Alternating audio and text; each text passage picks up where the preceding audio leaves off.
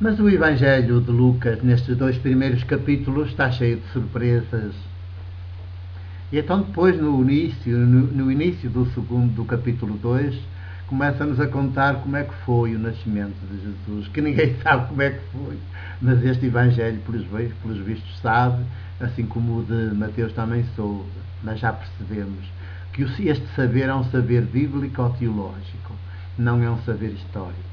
Historicamente ninguém sabe, porque ninguém deu conta quando Jesus nasceu. Nem a sua mãe soube que Jesus vinha a ser o que veio a ser. Nem a sua mãe soube, nem o seu pai, nem os seus vizinhos. Ninguém soube nada. O seu nascer foi exatamente como o meu, como o vosso. Como o nascer de qualquer filho ou filha de uma família pobre. Ninguém dá por nada. A história não se mexeu, não aconteceu nada, não houve sinais nenhuns estranhos, não há nada disso. E quando se começa a dizer que há, é tudo fantasia, é tudo literatura. Não se deixem levar por essas coisas. Eu sei que é bonita a fantasia, mas haja modos. Quando estamos a falar de realidades essenciais, temos de distinguir bem o que é fantasia do que é essencial.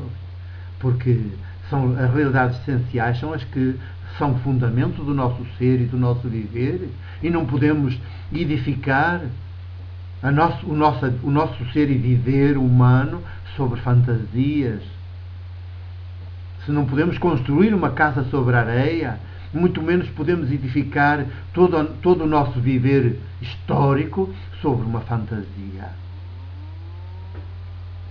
E as igrejas nisso são tremendamente responsáveis, porque de fantasias, alimentar fantasias é que elas têm feito mais. São muito peritas nisso. Parece que não passam nunca do infantil. Por isso, as suas catequeses são viradas para a infância. Não têm a audácia de catequeses para adultos.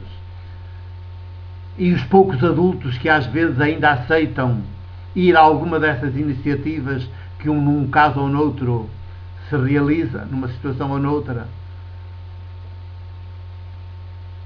ao fim de algum tempo vêm-se embora porque aquilo não tem pés nem cabeça. São catequeses que não têm pés nem cabeça. Cheias de magia, cheias de fantasia, cheias de dados não científicos, mesmo de informação bíblica incorreta, de interpretação absolutamente vergonhosa, cínica, mentirosa. Temos todos de nascer do Espírito, o Espírito de Jesus, que é nascer de fora da idolatria, porque idolatria é o que mais tem havido, e onde houver idolatria há mentira, e também há crime, há homicídio, há genocídio dos povos. E então, no capítulo 2, começa com o nascimento de Jesus. Situa-o do ponto de vista histórico, foi no tempo do César Augusto, cá está, o Império, a referência ao Império, por isso a humilhação do povo de Israel, a que Maria há bocadinho se referia, porque enquanto representante desse povo. E depois põe Jesus a nascer num corral de animais, porque não havia lugar para eles, para ele e para os pais, na hospedaria. E a gente tem andado infantilmente a pensar que de facto foi assim, e até fazemos representações por altura do Natal de calendário, fazemos presépios, pomos lá os animaizinhos, pomos lá bonequinhos a representar este e aquele e tal, a manjedoura, as palhinhas, coitadinho e tal, depois pomos pastores, depois pomos anjos, eu vi falar aos pastores, e pensamos que a realidade histórica que é assim. Francamente, onde é que está a nossa cabecinha de seres humanos adultos? Então não estamos no século XXI? Alguma vez acontece dessas coisas hoje? Com algum bebê? Porque é que havia de acontecer com Jesus se ele é o mais humilhado da história da humanidade. Se ele assumiu a condição de humilhado, do último, precisamente para, a partir do último, fazer todos humanos, todos reabilitados. E teríamos de perguntar o que é que o Evangelho quer dizer com toda esta narrativa bíblico-teológica. E cá está, mais uma vez, a dizer que os centros, foi nas periferias que Jesus foi melhor acolhido, que a sua revelação e a sua revolução teológica são acolhidas nas periferias, entre os desprezados, aqueles que estavam excluídos do convívio na sociedade, que eram os pastores. Quer dizer, mas não foi que historicamente isso tenha acontecido assim. Isto é escrito depois de ter visto que o viver, o ser e o viver de Jesus na história foi exatamente assim. Os doutores da lei, os sacerdotes, os grandes proprietários latifundiários, os que estavam muito bem na vida, os que tinham o bom nome a preservar, nunca se importaram de Jesus, andavam sempre contra ele, sempre o atacaram, sempre lhe fizeram a vida negra e acabaram por o crucificar.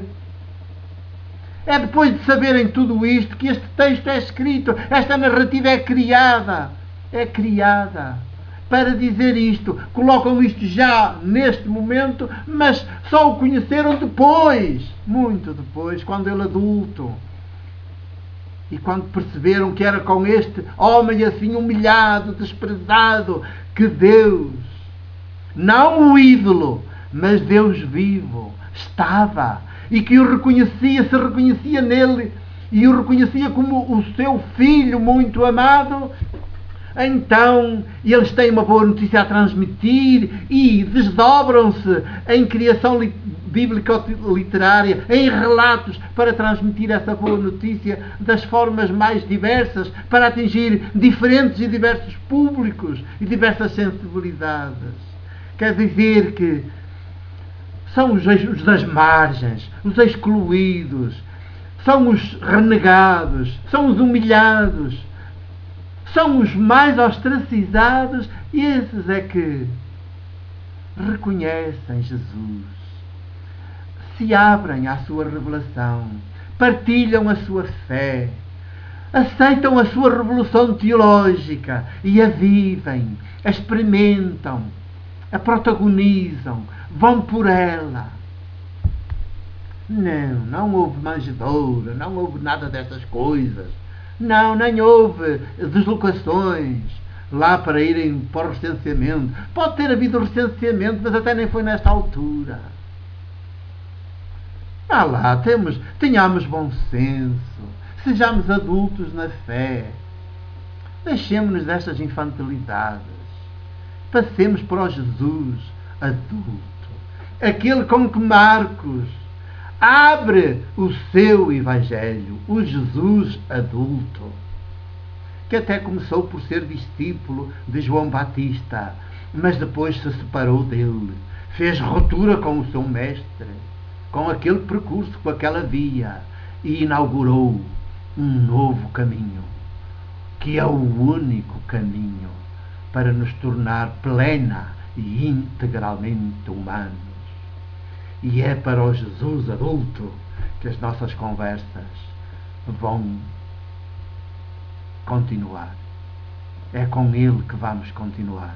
Agora, o Jesus adulto, já entendemos o suficiente quanto de infantilidade, de infantilismo as igrejas têm cultivado.